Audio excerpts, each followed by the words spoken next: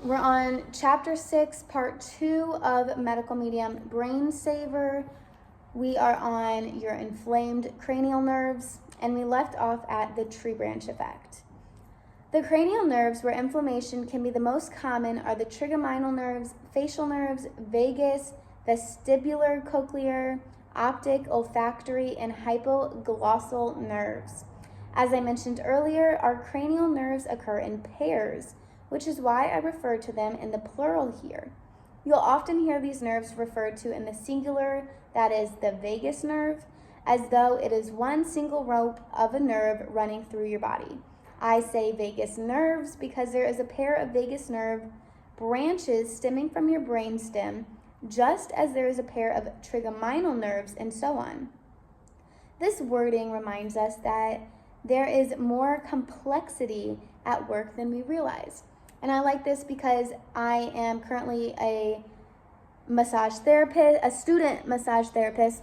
I have 9 more weeks until I'm a licensed massage therapist, and I took anatomy and physiology, and we did learn vagus nerve, optic nerve, olfactory nerve.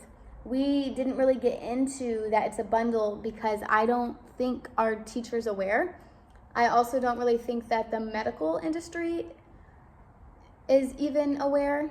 The bar is kind of set very low, in my opinion, on the education system and the medical system, which is why I'm just so grateful for these books. And I also think it will really help me stand out as a massage therapist, truly knowing the body, not only knowing the muscles and how they work, but knowing the body, knowing how the liver's working, how the brain's working, how the thyroid's working, how the nerves are working, the nervous system. In massage school, we're learning very surface level on the sympathetic and parasympathetic nervous system. And when I read these books, I get in depth, which can definitely help me stand out. So if you're looking for a massage therapist in St. Louis, just like shout myself out, come to me. Come to me, I'll get you right. But for real, you can comment on here. You know, we have our For Energy business, which is nutrition consulting. Me and my wife do. So like, come to us, girlfriend or boyfriend or they friend, whoever, come to us. Okay, I'm done shouting myself out. Cranial nerves are like tree branches, which can make symptoms complicated, and which also spares us from even greater pain or debilitation. The human body is designed specifically so that if one nerve or one branch of a nerve is damaged, whether through viral inflammation, toxic heavy metals, chemicals, injury, there's a hopeful chance that there's another branch of that nerve will be less injured or not injured at all, allowing somebody the chance to function, operate, recover, and heal. The tree branch system allows pain to not always occur everywhere around the head, face, neck, and torso. Instead, areas of pain will be localized in specific areas versus broadcasting everywhere. Even though specific points of nerve inflammation can be painful, even devastatingly painful, this localization can make a condition more bearable, allowing for opportunities to function and live your life to some degree and even to heal. For example, one facial nerve can be inflamed, causing a facial droop due to temporary paralysis of that facial nerve. Yet the other facial nerve could be functioning, not having sustained paralysis, limiting the facial droop to only one side. This is the tree branch effect of the cranial nerves. A similar experience can occur with trigeminal neuralgia. Someone could have pain in their jaw and cheek and not their eye, temple, or top of their forehead because only 2 areas of the trigeminal tree branch are inflamed. Or someone could get a pain deep inside or outside one ear where it's so painful you can't even touch it, while the other ear doesn't have any pain. Only one aspect of the facial nerve or vestibulo,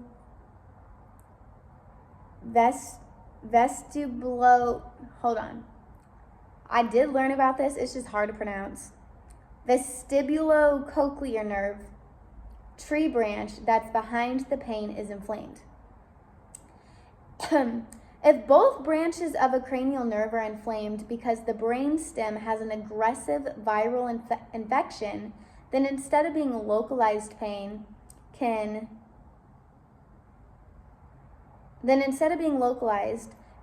can oscillate throughout all regions of the head, face, neck, and torso. Sometimes this will give a person flashing pains where pain will change locations after a few seconds, and then the spots where they're feeling pain will change again moments later, oscillating all around until the viral infection reduces and the brainstem becomes less inflamed. Is it too dark? I didn't even realize it got dark. What? Y'all saw that, right? Okay. Vagus nerve insights. What you'll hear called the vagus nerve is not just one thick nerve that runs from one end to another in a perfect line. And that's how they show it on the charts. If you get an anatomy chart or if you look at an anatomy chart, I have an anatomy chart somewhere. Well, I have a lot, but I'm looking for the nerves. Oh yeah. I have the nerves right here, but if you look, this is like totally terrible. But if you look, they look very like straight line and perfect. I did wonder about that. Like they show the veins and the arteries and I think I might need to be at my desk for real because it's kind of like getting dark. But they show the veins, the arteries, the nerves, all in this perfect little line. And I was like, is this reality though? Is that really how our body looks on the inside? I bet this will be nice. Yes, very, very nice. Okay. Back to the OG setup. No, actually the OG setup was in my bedroom, I think. Okay. The vagus nerves are a larger pair of nerves that leave the head region and travel down to the torso. The vagus nerve size and, wait, what? The vagus nerves is, I need like, my neck be hurting if I have it in a weird position. There we go. The vagus nerve's size and reach make them more complex than shorter cranial nerves, which is why they deserve special attention here. Okay, they're about to get special attention on the vagus. I've actually been wondering about the vagus. The vagus nerve grapevine. I just feel like I had to say it that way.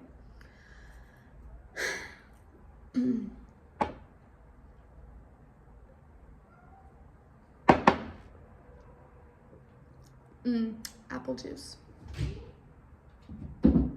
Hello? I'm like trying to read or something?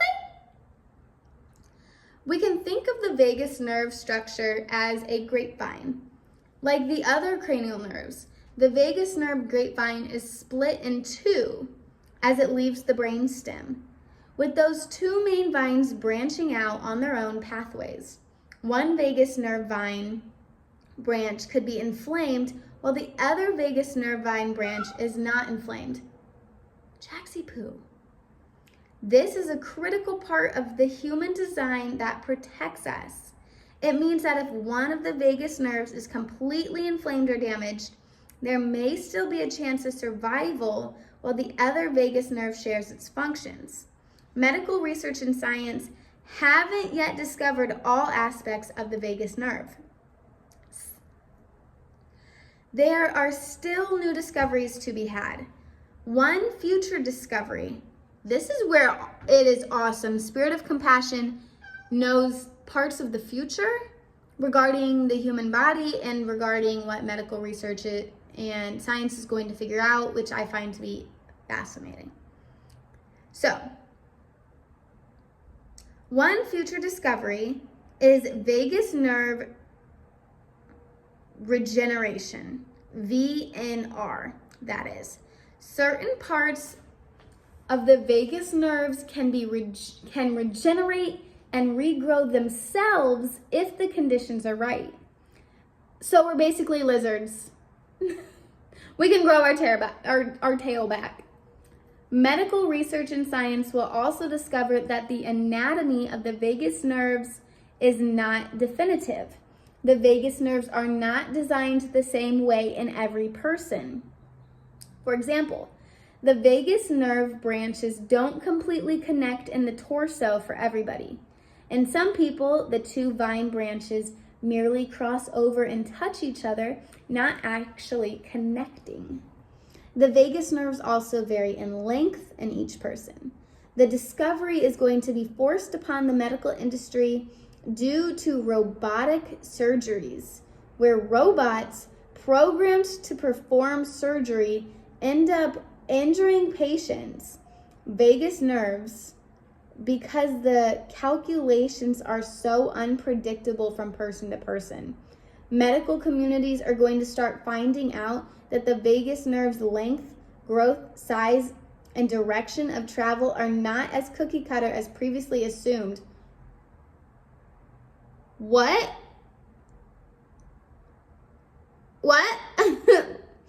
That's insane. Robotic surgeries. Oh my God. I was just watching a movie about that. What was it called? It was good. It was good. Wow. I love these books. The vagus nerves are made up of tiny strands and strings of nerve cells that run the length of the nerve. A vagus nerve is not just one solid nerve. It's a complex weave of nerve cells. Parentheses. This is similar to how the other cranial nerves work, although not identical. This complexity works in our favor. When vagus nerve inflammation occurs, it may affect multiple strings within a vagus nerve, yet not every single string of the nerve. This means inflammation does not take over an entire vagus nerve. It also means symptoms can move and shift if nerve strand inflammation moves and shifts. If the cause of inflammation is aggressive, inflammation can breach onto other nerve strands. Or inflammation can go up and down, slightly pressuring and pushing different strands of nerve cells within an area of a vagus nerve, leading to milder, phantom-like symptoms that come and go. This makes a lot of people feel crazy as they're explaining their symptoms to their doctor. Still, these phantom symptoms are a person's main, more definable symptoms, are less severe than they would be if inflammation were taking over the entire nerve and creating more severe symptoms that would complicate someone suffering further. Because the vagus nerve's size and reach, when inflammation occurs in the brainstem that affects the vagus nerve's grapevine, the vagus nerve can exhibit a wider range of symptoms on the whole than other cranial nerves. These cranial nerve symptoms that result from an inflamed brain system could include tightness of the chest, tightness of the throat, mild dizziness, an imbalanced feeling, a sense of not digesting well, anxiety, pressure in the chest, difficulty swallowing, even if mild, a hard time taking a deep breath, brain in the throat, nausea, and sometimes erratic heartbeat. When vagus nerve inflammation is stemming from higher up like this, from the brain stem itself, it could be a little bit of everything. One possible experience is neurological asthma, a form of asthma where the airways are not impeded by visible inflammation. Instead, neurological asthma is the sensation of air restriction created by inflamed vagus nerves and or other cranial nerves. As inflammation ebbs and flows in the brainstem from mild to more severe, some of the inflammation will lessen or intensify on the vagus nerve grapevine. Inflammation can come and go based on whether someone is getting more sleep or is lacking sleep, because when you sleep, your body's trying to heal inflamed nerves and your immune system is going after viruses. Other factors that affect inflammation include whether someone is less stressed or more stressed, whether someone is eating better than normal, or a little out of control with their foods. He's so extra. And whether someone is exercising more or less, these changes matter. Come on, baby. On a day with lower inflammation, you may still have the tightness of the chest, yet less pressure or pain in the abdomen region, less anxiety, and a better day with no vertigo, balance issues, or dizziness. If the brainstem inflammation becomes more pronounced, it can feel more drastic, with all the symptoms combined at an advanced level. Viral inflammation combined with toxic heavy metals and everyday toxic chemicals that are inside the brainstem, located close to the vagus nerve there, can create most every vagus nerve symptom. Jesus, you're kind of like, okay. With different variables and to different degrees at the same time. In many cases of brainstem and cranial nerve inflammation, the infection is not in the brainstem or nerves itself. Interesting. The viral infection, such as EBV or shingles, herpes simplex 1 or herpes simplex 2, is inside the liver or even the spleen. Wherever a viral infection is in the body, if it's releasing viral neurotoxins, those neurotoxins can travel through the bloodstream and land on an area of the brainstem and vagus nerve grapevine, creating additional inflammation and additional symptoms. Wow.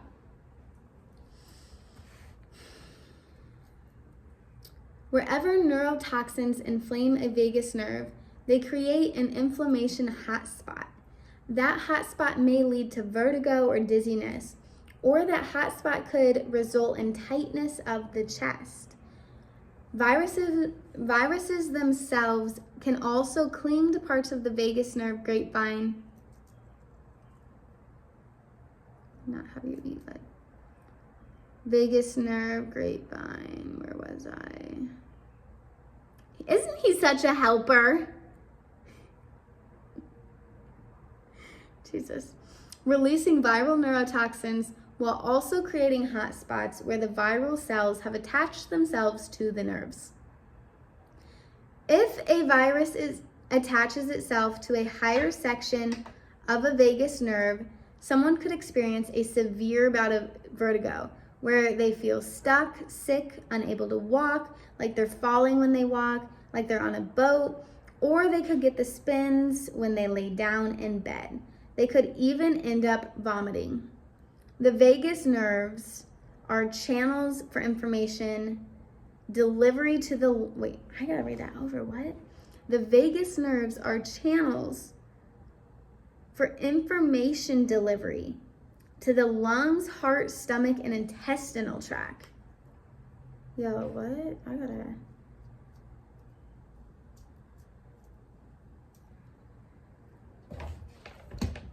Fuck. There any lead in this shit? You guys, I just wanted to underline in pencil. There we go. Underline this, yeah. Okay. When our brain's neurons get contaminated with toxic heavy metals, caffeine, MSG, petrochemicals, chemical fragrances, viral neurotoxins, or other brain betrayers, they can disrupt this flow of information. That is, contaminants interfere with the signals that neurons send down to the brainstem, which in turn affects the signals that cranial nerves, such as the vagus, are meant to deliver. On rare occasions, brain tissue becomes inflamed from direct viral infection, and this can interfere with the neuron messaging too. When contaminated messaging travels from the neurons down to the vagus nerves to the organs, such as the heart and intestinal tract, it is skewed. Erratic electrical signals with skewed information, all because the neurons from which the information originated were contaminated. This is how someone can have an electrical heartbeat issue without anything impeding or obstructing a heart valve or having any other heart problem.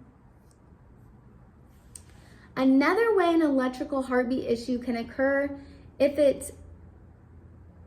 the brain stem is inflamed where the vagus nerves exit.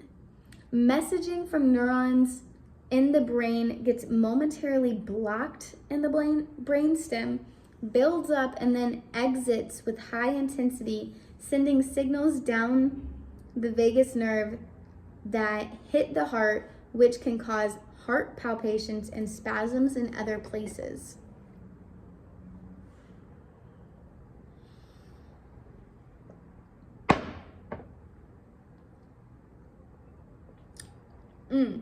That's that good.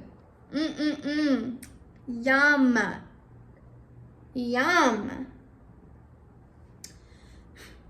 This is also how someone could experience gut pains, spasms, or peristaltic issues, often causing a gastroparesis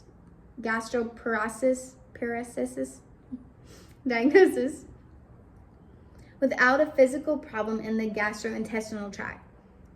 Contaminated neurons in the brain, whether saturated with caffeine, MSG, toxic heavy metals, petrochemicals, chemical fragrances, air fresheners, carpet chemicals, new toxic chemicals on clothing, such as fungicides or other contaminants, are sending distorted signals to the brainstem that then travel along the vagus nerve grapevine all the way down to where the vagus grapevine connects with the small intestinal tract or colon. All of this can happen simply from neuron contamination without vagus nerves even being inflamed. Or many times the vagus nerves are inflamed near the colon, small intestinal tract, or stomach. The nerves inflame from viral neurotoxins, from low-grade viral infections, or even from solvent or toxic heavy metal contamination on a section of vagus nerve itself. Both can also happen at once, neuron contamination affecting messaging to the vagus nerves at the same time that the vagus nerves are inflamed, making gut problems worse. Oh my God, I can't even begin to explain how bad my gut problems were. So bad. So fucking bad. I healed my gut problems, or at least like the severe symptoms of my gut problems, doing a 55-day juice fast. And it was incredible. And I'm very, very thankful that I did that. Yeah. I was literally pooping everywhere, shitting on the side of the road, shitting my pants. It was terrible. So literally just drinking a ton of juice, drinking my greens, drinking my glucose, drinking my celery juice, drinking my aloe water, drinking my lemon water, drinking my healing broths. I was doing it all, and I needed to heal, and I did.